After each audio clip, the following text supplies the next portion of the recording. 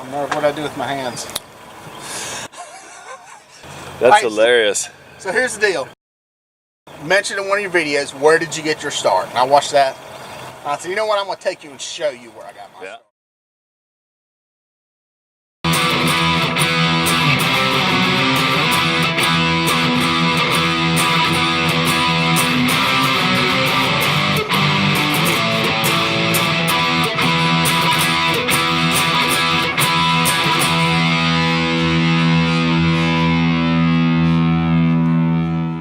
When I was a kid, this was nothing but woods over here.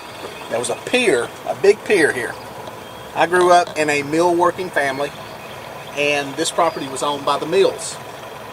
And they had this basically a recreation area out here. And there was a pier here, and nothing but woods and this sandy beach down through here. And we would come down here and fish. My earliest recollections of fishing are over here. I was probably 5, 6, 7 years old. I even remember we had an old Coleman lantern, and I remember as a kid putting my hand on it and burning a big blistered place on my hand. So my earliest recollections of fishing are right here. It's nothing but a sandy beach back then, and woods and trees. This gorgeous house wasn't here, I guess. Gorgeous house was not here, yeah.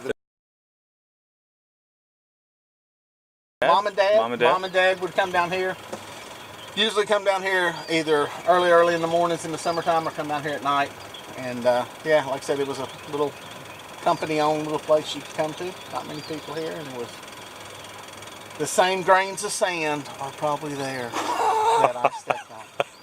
That's. If you want to scoop up some sand and take it with you, No, I'm all right with the sand. Thanks, though.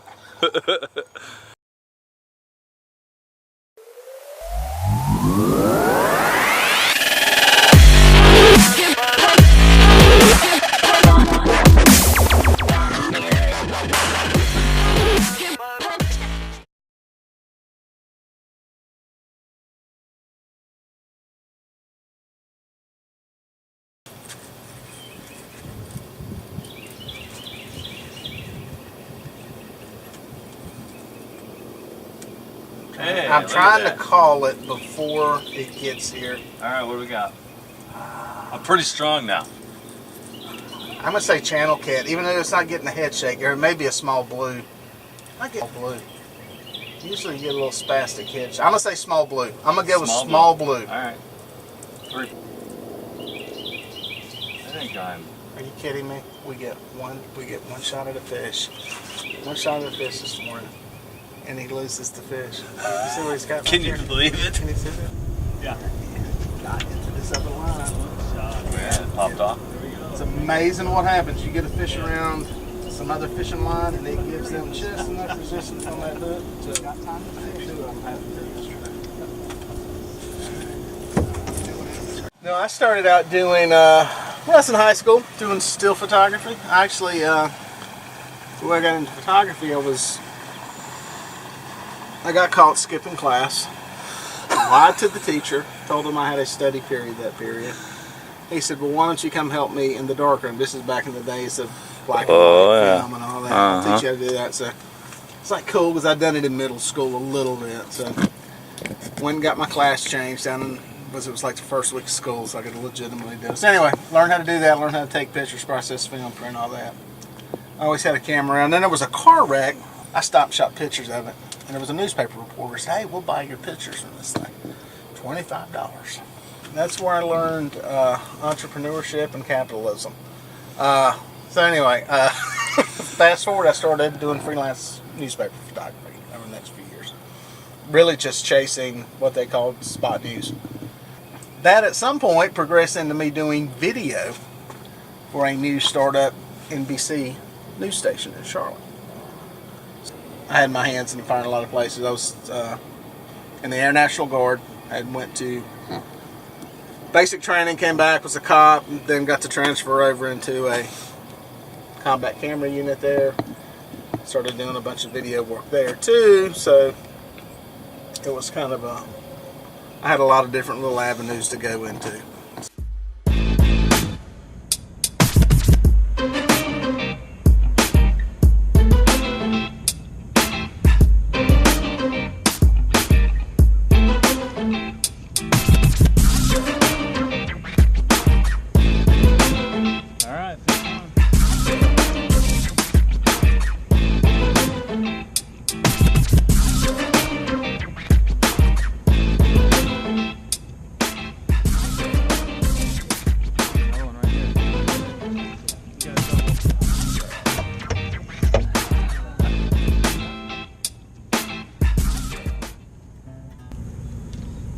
That's his fish.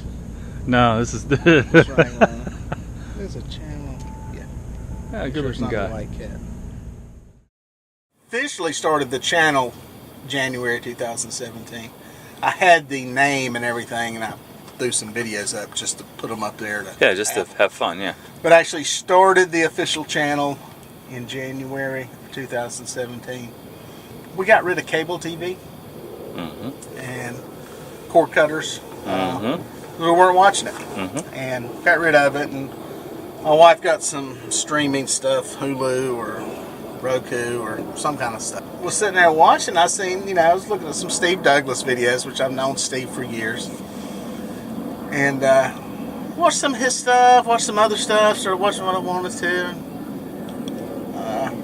Looked at how many videos he had up. Started doing some research on YouTube.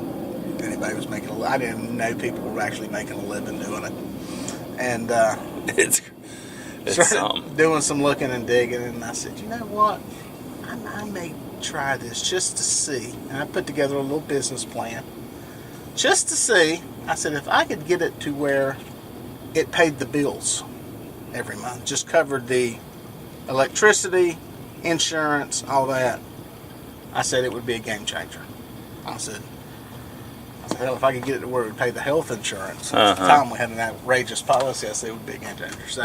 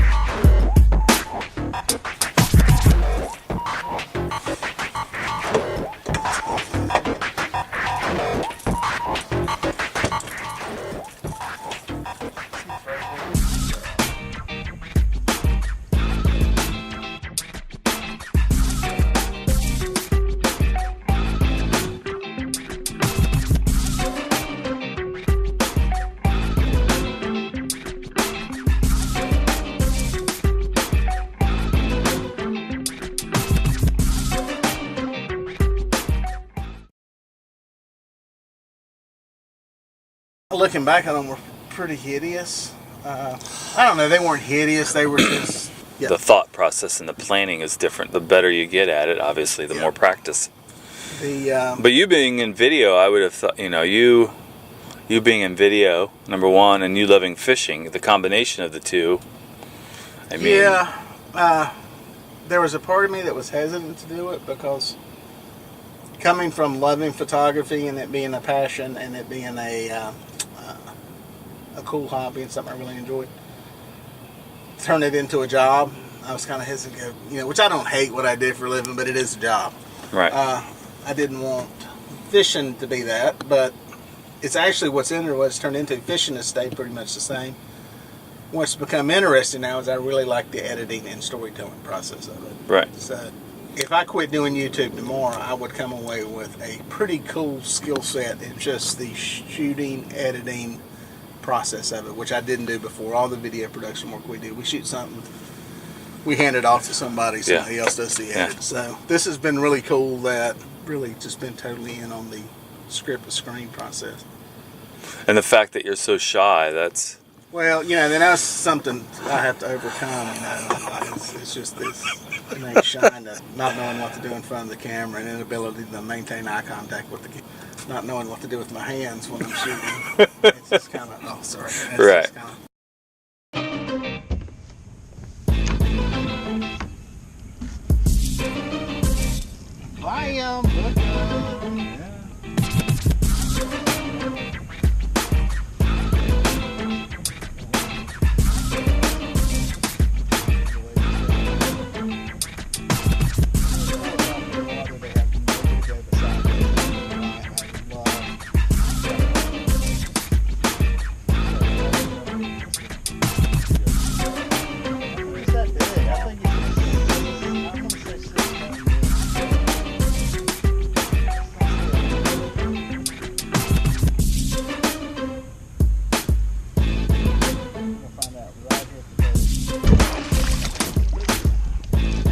106 pounds.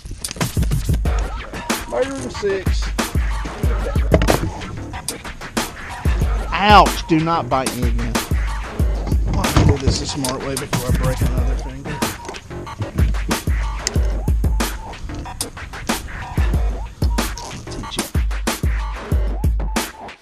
There we go. Let's see what he weighs. Oh, nice. About 15 pounds. 15 pounds. Oh, good fish. All right. Nice job, brother. It's a good one, thank you. It's coming over the butt. This is good fun. Yeah? This is going to stink. Why are you doing that?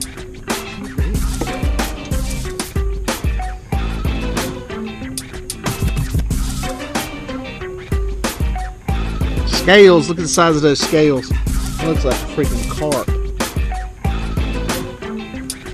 Big scales. There's some big, that's some big scales. That's bigger than shad. Yeah, I'm weird. I just played with the fish's butt. God, it stinks.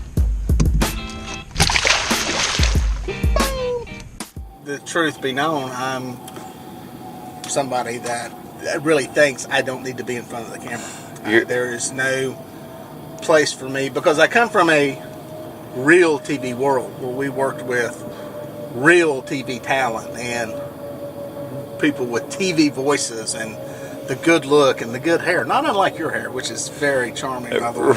Right. And, you know, well dressed and, you know, with the perfect Ohio accent, as I call it, which means you can't tell where the hell they're from. So yeah, for me to do it, I always thought, well, nobody gives a crap. Nobody's gonna listen. I'm gonna look like an idiot. And then I started seeing what was out there, and I go,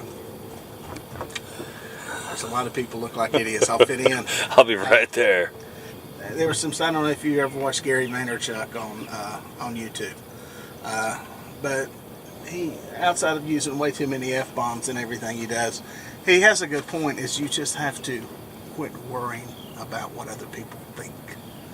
Because the great thing about the whole YouTube world, the social media world, building a brand in that world is that there are people who will like what you do.